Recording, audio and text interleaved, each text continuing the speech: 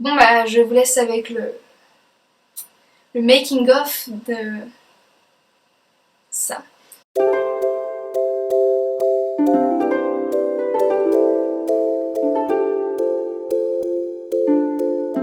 Salut les amis, aujourd'hui on se retrouve dans une vidéo où je vais vous expliquer quels produits j'utilise pour teindre mes cheveux roux. Voilà, si vous êtes nouveau ou nouvelle sur la chaîne, bienvenue. Ici vous trouverez des vidéos sur mon quotidien comme celle-ci, mais aussi sur la mode et l'illustration, parce que c'est des sujets qui me passionnent, donc j'ai envie de partager tout ça avec vous. Donc si ces sujets vous plaisent aussi, n'hésitez surtout pas à vous abonner et à activer la petite cloche de notification pour ne louper aucune des prochaines vidéos. Et voilà. Le reste de mes cheveux, le blanc, c'est un vitiligo, c'est une maladie de peau, donc c'est une dépigmentation de la peau en gros. Mais je choisis de ne pas les teindre parce qu'en fait sinon ça me ferait un roux foncé ici et un roux clair ici, ce qui serait un peu... je sais pas. Et en plus de ça, quand ça repousserait, on verrait vraiment mes racines blanches, donc j'ai décidé de ne pas les teindre. Donc voilà pourquoi j'ai laissé mes cheveux blancs. C'est pas forcément par goût, j'ai eu un peu de mal à les accepter, c'est pas un truc que j'apprécie plus que ça chez moi. Mais c'est surtout par souci pratique que j'ai fait ce choix. Donc moi j'achète celui de chez Aromazone dans un pack où c'est un mélange de plusieurs plantes. J'achète pas plusieurs plantes et je fais pas le mélange moi-même. Mais par contre ce que je fais c'est que je mélange plusieurs couleurs. Donc ce que j'ai fait hier comme mixture c'est 2 sachets de cuivre et 1 de blond. Voilà, en fait ce que j'essaie de faire depuis plusieurs mois c'est de faire un genre de dégradé, c'est-à-dire que petit à petit j'incorpore un peu plus de blond ou de châtain dans la teinture et de moins en moins de cuivré, parce qu'en fait j'aimerais bien retourner à ma couleur naturelle qui est un genre de blond foncé, châtain très clair on va dire. Et voilà, je veux y aller progressivement. Les pointes sont beaucoup plus rousses et rouges presque que mes racines, puisque elles ont été plus intenses, elles ont eu plus de cuivré intense. Et là, petit à petit, je vais vers quelque chose d'un peu moins chaud. Je vous recommande vraiment le henné si vous souhaitez faire une teinture avec des couleurs naturelles, du ton sur ton, des choses comme ça, parce que c'est vraiment un produit de meilleure qualité pour vous, pour la planète, ça coûte moins cher. Et voilà, en tout cas, si vous faites vos colorations maison et que vous voulez faire du ton sur ton avec des tons naturels, je vous incite vraiment à vous tourner vers le henné parce que c'est vraiment facile d'utilisation et ça fait vraiment un cheveu en bonne santé après, plutôt que de l'abîmer par des colorations chimiques qui premièrement sentent très mauvais généralement et sont tellement abrasives pour vos cheveux, votre cuir chevelu surtout si c'est pour faire des racines. Voilà. Enfin, je vous conseille vivement le henné, c'est vraiment mieux et voilà, et ça coûte moins cher donc on dit oui. Petite intervention parce que je crois pas l'avoir dit en fait dans le reste de la vidéo, mais n'oubliez pas, si vous n'en avez jamais fait, de faire un test dans le creux du coude, vous voyez, parce que la peau est très sensible à cet endroit là, c'est un peu comme la peau du visage un peu.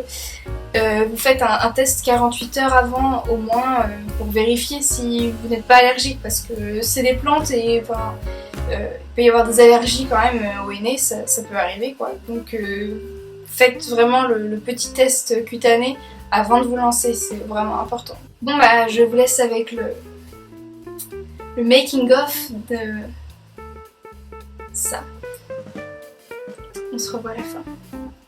Alors là ça faisait 2 mois que j'avais pas fait mon henné parce que mes cheveux poussaient pas très vite. Donc la première chose qu'il faut faire c'est se laver les cheveux avec un shampoing assez basique, un truc assez doux, en même temps pas non plus très riche ni hydratant à outrance.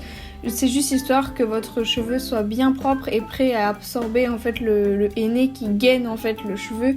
Donc il faut pas qu'il y ait un surplus de produit sur le cheveu en fait. Après, enfilez un t-shirt auquel vous ne tenez pas vraiment parce que le henné s'attache quand même. En fait, une fois que j'ai lavé mes cheveux, moi je préfère l'appliquer sur cheveux humides, je trouve que c'est beaucoup plus facile à faire. Mais ça c'est vraiment selon les préférences de chacun. Ce qui est bien avec le henné c'est que il faut juste que ça soit sur cheveux propres. Après vous pouvez faire sur cheveux secs ou mouillés, donc c'est comme vous souhaitez. Donc pour ma chevelure, vous voyez j'ai les cheveux mi-longs, j'utilise 3 sachets de 50 grammes. En sachant que dans la boîte Aromazone il y a 4 sachets de 50 grammes. Un bol soit en céramique, soit en bois ou en bambou, mais surtout pas en métal. Pas de métal avec le henné, ça réagit Donc pas de métal, vous enlevez vos boucles d'oreilles, vous n'utilisez pas d'ustensile en métal pour le mélanger, tout doit être en plastique ou en céramique ou en bois. Ensuite, vous mettez votre poudre dans le bol. Moi, ce que je vous conseille, c'est d'utiliser une petite balance pour que la pâte soit à peu près homogène et pas trop liquide. Donc je vous conseille, moi, de mettre en gros 3 fois le poids de la poudre en eau. Par exemple, si vous prenez 100 g de henné, vous mettez 300 g d'eau. Donc 300 g d'eau, ça correspond à 300 ml d'eau. Un pinceau, ça c'est pas obligatoire, c'est que moi je trouve que ça aide un petit peu à... ça me sert plus comme une raclette plus que comme un pinceau. Ça m'aide à apporter le produit jusqu'à ma tête sans que j'en mette trop partout, même si bon ben il y a des accidents. Hein. Pendant que mes cheveux dégorgent un petit peu du lavage, je prépare la mixture, je la laisse un petit peu reposer parce que l'eau bouillante, faut pas la mettre directement sur sa tête bien évidemment, sinon vous allez vous brûler, vous faire mal. Donc pendant que ça refroidit, j'enlève mes boucles d'oreilles, je commence à faire des sections avec des barrettes. Petite astuce que j'ai découvert sur la chaîne de La Petite Gabi, qui est une très bonne chaîne cosmétique et soins plutôt naturels, etc., qui conseille vraiment des bons produits, c'est de mettre de l'huile sur votre visage, en tout cas sur le contour de votre visage et dans la nuque. En fait, ça permet d'imperméabiliser votre peau et du coup, quand vous allez dépasser, parce que vous allez dépasser avec le pinceau ou même avec les doigts, ça permet de retirer et de laver plus facilement et ça fait que le henné ne pénètre pas dans votre peau, ce qui est vraiment un plus parce qu'en fait moi j'avais jamais pensé à cette astuce et j'avais toujours le haut du front orange après le henné. Bon, ça part bien évidemment au bout de 2 jours parce qu'avec un peu d'eau micellaire et tout, on arrive à le faire partir assez rapidement. Je veux dire, c'est pas un tatouage non plus, hein. Mais voilà, c'est quand même plus sympa de pas avoir ces marques là dans la nuque ou au front.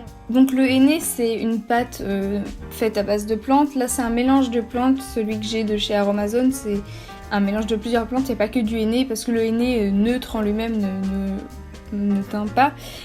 Et voilà, moi pour ma quantité de cheveux, je mets 20 minutes à appliquer tout ça. Mais donc ça dépend, si vous avez les cheveux plus longs, ça risque d'être plus long et il vous faudra plus de pâte, etc. etc. Voilà. Moi je préfère vraiment le henné parce que il y a plusieurs raisons. La première, elle est toute bête, c'est que c'est moins cher. C'est moins cher que les colorations chimiques. Le henné de chez Aromazone, il est bio. Moi je l'achète du coup dans un pack déjà fait, je fais pas mon mélange moi-même. Et ce pack coûte, il me semble, 6,90 €. En sachant que jusqu'à présent j'en utilisais que 2 sachets sur les 4. Maintenant que mes cheveux sont plus longs, j'en utilise 3, mais disons que j'en utilise toujours 2. Ça veut dire que ma couleur par mois me coûte 3,50 € quoi.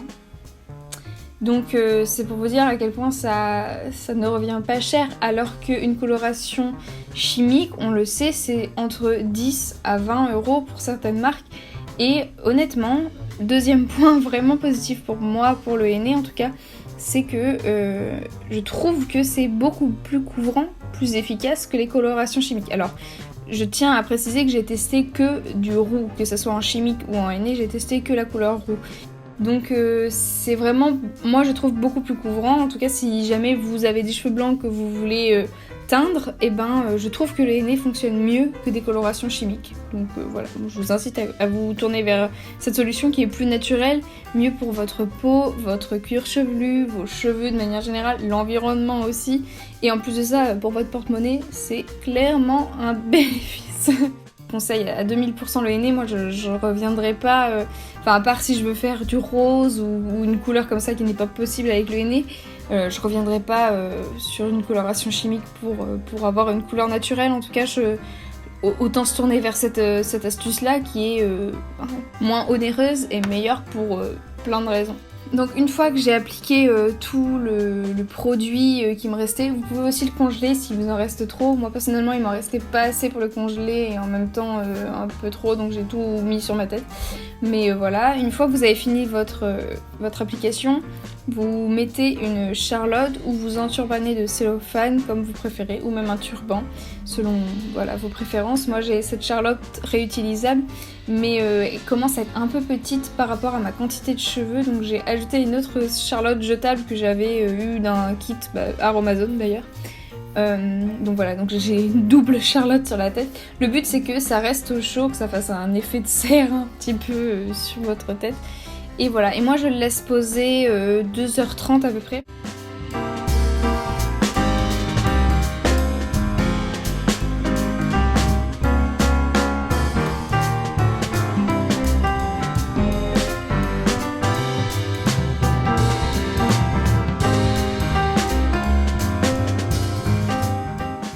Au bout de ces 2h30 d'attente avec votre Charlotte et votre nuque qui dégouline de produits, il va falloir rincer. Et donc là c'est un peu long, il faut vraiment bien rincer le cheveu, il faut vraiment que l'eau soit pas limpide parce que c'est vraiment compliqué, mais que l'eau soit vraiment très très claire. Et ensuite vous utilisez surtout pas de shampoing, mais par contre vous pouvez utiliser un après-shampoing si vous le souhaitez, parce que le henné il a tendance à en fait créer une couche un petit peu autour de votre cheveu et ça lui donne un aspect un peu épais et dru qui bon voilà est pas hyper agréable. Si vous mettez pas d'après-shampoing, ça peut paraître sec alors que c'est pas vraiment que c'est sec, c'est juste que c'est dru. Voilà, donc un petit après-shampoing, n'importe lequel, honnêtement, ça fait l'affaire. Et voilà, vous rincez bien évidemment. Et puis là, vous pouvez les sécher comme vous le souhaitez. Si vous souhaitez une couleur encore plus intense, n'hésitez pas à rester un petit peu au soleil ou quoi, en vous protégeant la peau et tout bien sûr, mais parce qu'en fait le henné va continuer à agir dans les 48 à 72 heures après la pause il me semble, donc du coup ne lavez surtout pas vos cheveux pendant 3 jours après avoir fait le henné, histoire qu'il s'imprègne bien dans votre cheveu et qu'il continue en fait à s'oxyder, parce que c'est clairement juste un effet d'oxydation en fait. Et du coup voilà, il faut le laisser un petit peu tranquille, donc voilà, ne lavez pas vos cheveux pendant les 3 prochains jours. Je vais essayer de vous montrer du coup à quoi ressemblent mes cheveux après le henné. En fait je filme avec un appareil photo qui n'est pas du tout fait pour filmer, je pense au départ. Et il n'aime pas la couleur orange. S'il y a une couleur qu'il n'aime pas, c'est le orange. C'est le orange, il n'aime pas ça. Je ne sais pas pourquoi. Et ça ressort toujours comme pas possible. Je m'embête à éditer les vidéos pour que mes cheveux aient l'air de mes cheveux à chaque fois. Et ça ne ressemble jamais à mes cheveux en vrai. Si jamais vous avez des questions auxquelles je n'aurais pas répondu ou quoi dans la vidéo, ou si vous voulez des précisions sur n'importe quel sujet en lien avec les colorations, le henné ou même le roux de manière générale, ou même le vitiligo si vous êtes curieux de savoir des choses à propos de ça, n'hésitez surtout pas à venir en commentaire pour qu'on discute ensemble. Moi je serais ravie d'échanger avec vous, donc vraiment n'hésitez pas. Et voilà, donc j'espère que cette vidéo vous aura plu et je vous dis à très bientôt dans la prochaine vidéo, et sinon prenez soin de vous. Bye.